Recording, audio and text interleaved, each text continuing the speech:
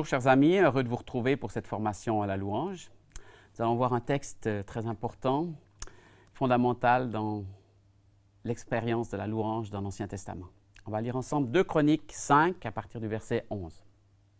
Au moment où les sacrificateurs sortirent du lieu saint, car tous les sacrificateurs présents s'étaient sanctifiés sans observer l'ordre des classes, et tous les Lévites qui étaient chantres, Asaph, Éman, Yédoutoum, leurs fils et leurs frères revêtus de byssus, se tenaient à l'orient de l'autel avec des cymbales, des luttes et des harpes.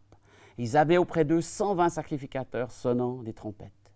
Et lorsque ceux qui sonnaient des trompettes et ceux qui chantaient, s'unissant d'un même accord pour célébrer, pour louer l'Éternel, firent retentir les trompettes et les cymbales et les autres instruments, et célébrèrent l'Éternel par ses paroles, car il est bon, car sa miséricorde dure à toujours.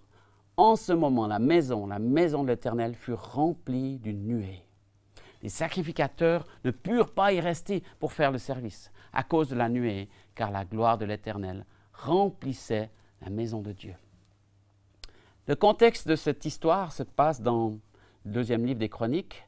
Peu après la mort de David, Salomon a continué sur l'appel de son père, sur le testament de son père, à accomplir cette mission qui lui a été confiée, c'est-à-dire terminer le temple, construire ce temple pour la gloire de Dieu, construire ce temple pour la louange, ce temple que David avait pris tant de soin à préparer. Il avait préparé surtout les équipes de louange. Depuis à peu près 40 ans, les musiciens s'étaient préparés. Les musiciens avaient repris leurs instruments. Ils avaient fait des écoles de louange, des écoles de formation au service de Lévites. Et voilà qu'enfin, après toutes ces années de travail, de préparation, de construction, ils arrivent à la dédicace du temple. C'est le jour de la dédicace. C'est un moment extraordinaire que tout le monde attend avec beaucoup d'attente et d'expectative. Salomon est là, les Lévites sont là. Il nous est dit que ces Lévites ont été préparés. Il n'y a pas de louange sans préparation. Que ce soit personnel, ou que ce soit spirituel, que ce soit musical. Dans tous les domaines, on a besoin de se préparer. Il ne faut pas juste attendre à ce que tout soit spontané et nous arrive par hasard. Nous avons besoin de nous préparer dans les dons, dans les capacités que Dieu nous a données. Ces Lévites s'étaient purifiés, ils étaient consacrés. Ils ne faisaient pas ça comme ça par hasard, par plaisir, par hobby. C'était des gens qui étaient consacrés à Dieu. Et aujourd'hui, nous qui sommes des sacrificateurs de la Nouvelle Alliance, nous sommes appelés aussi à nous consacrer à Dieu, alors que nous sommes au service de Dieu. Nous sommes appelés à purifier nos vies de toutes les impuretés que l'ennemi, que le monde veut mettre dans nos vies, pour pouvoir vraiment servir Dieu d'une manière digne. Ils étaient nombreux. Vous constatez qu'ils n'étaient pas juste 2 ou 3 à essayer plus ou moins de développer la louange, mais que c'était des centaines de musiciens qui se préparaient, qui travaillaient. Et tout le peuple était rassemblé. Dieu n'est pas contre les grands rassemblements. Dieu est pour les petits nombres. Dieu se manifeste là où 2 ou 3 sont rassemblés, mais aussi quand un peuple nombreux est là. Et il y a des occasions uniques où Dieu a appelé son peuple à se rassembler. Nous devons être présents dans ces moments-là. Ensuite, chaque chose était bien ordrée, bien organisée. Pour moi qui suis de la Suisse, c'est dans notre culture, c'est dans notre manière de vivre, nous aimons cela. Mais pour Dieu, dans certaines situations, nous avons besoin aussi, ce n'est pas juste une chose culturelle, de mettre en place les choses selon son ordre, que chacun ait sa place. Vous savez, les musiciens ont une place attitrée, une place préparée. Ils ont un ordre, ils ne jouent pas n'importe comment. Tu ne peux pas avoir un orchestre et laisser tout le monde jouer en même temps. Chacun doit savoir quand il doit jouer, à quel moment. La musique est organisée, la musique est répétée, la musique est préparée. Et chaque musicien sait ce qu'il doit faire. Les trompettes sont à une place, les harpes à une place, les percussions à une autre, et chacun a son rôle. Et quelqu'un les dirige. On a des noms, on a Asaph, Éman, Yédoutoum, qui sont les chantres, qui sont là, qui ont été déjà ordonnés par David il y a bien longtemps, qui sont là depuis des années, qui servent fidèlement. Donc, si tu as été appelé, ce n'est pas juste pour quelques semaines, quelques mois, mais tu peux servir le Seigneur pendant des années et rester fidèle. Et Dieu aime cette fidélité et cet engagement à long terme. Donc, les chefs sont là, les chefs d'orchestre, chefs spirituels, chefs musiciens, qui ont formé des autres, qui ont préparé, qui ont donné la vision, et ils prennent leur rôle, ils s'installent là. Et ensuite, chacun a sa place d'une manière bien orientée, c'est-à-dire qu'ils sont à l'est de l'autel, à l'endroit où le soleil se lève, à l'endroit où les choses démarrent. L'est est un endroit important, c'est le début des choses.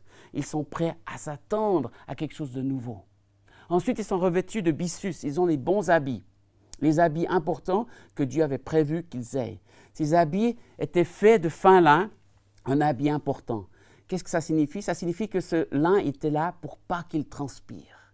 Et je crois qu'il y a une compréhension spirituelle pour nous. Nous ne sommes pas appelés à transpirer avec nos propres efforts, nos propres forces pour réussir à obtenir quelque chose de Dieu. Mais nous devons juste accepter d'être là où Dieu veut qu'on soit, sans transpiration, sans fabriquer quelque chose.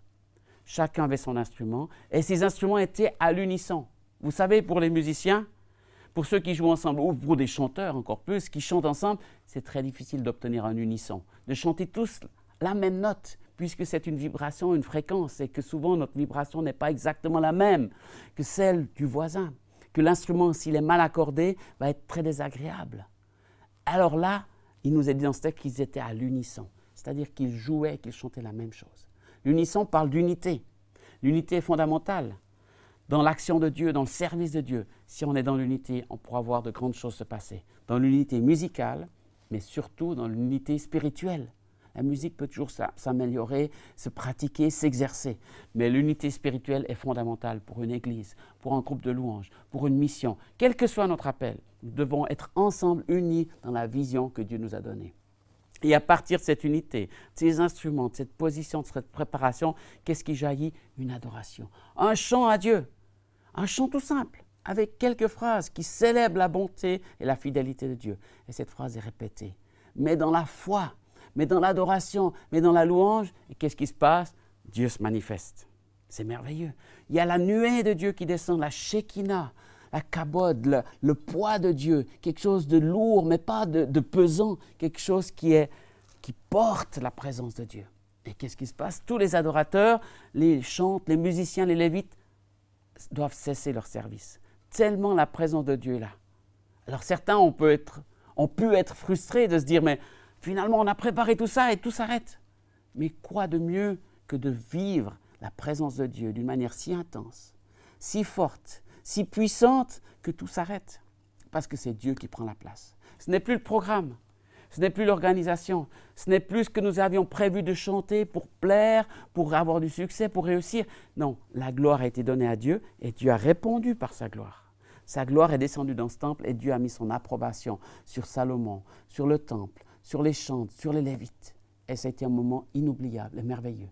Et quelques chapitres plus loin, on voit que ça se reproduit une fois. Ça veut dire que ce n'est pas unique, ce n'est pas exceptionnel et que ça ne va jamais se reproduire. Dieu attend de pouvoir manifester sa gloire au milieu des louanges de son peuple. Il aime cela. Mais c'est à nous de préparer. Et je crois que ce peuple, ces Lévites, ces chantres, David, Salomon, tous ces gens ont travaillé pendant des années pour arriver à ce moment crucial, à ce moment marquant. Et nous devrions tous aspirer à ce que dans nos louanges, dans nos rassemblements, dans notre adoration, Dieu vienne. Dieu descende, Dieu se manifeste et qu'ainsi on puisse goûter et comprendre un petit peu plus de sa présence, de son amour, de sa gloire. Donc ma prière pour vous, mon idée dans cette formation, c'est que vous puissiez grandir, augmenter dans votre capacité, dans vos qualités, dans votre travail, afin que Dieu réponde par sa gloire, afin que son amour se répande et que les gens qui sont présents dans vos rassemblements, dans vos moments, puissent dire « Dieu était là ». Sa présence nous a impactés, nous a touchés d'une telle manière qu'on n'est plus les mêmes et qu'on ne repartira pas comme on est venu. Alors que ce soit votre inspiration, que ce soit votre désir dans chacun des moments que vous préparez et que vous cherchez à vivre. Et vous pouvez le vivre personnellement ou en église ou en communauté. C'est le plan de Dieu pour vous. Que Dieu vous bénisse de sa gloire et qu'elle descende sur vous tous.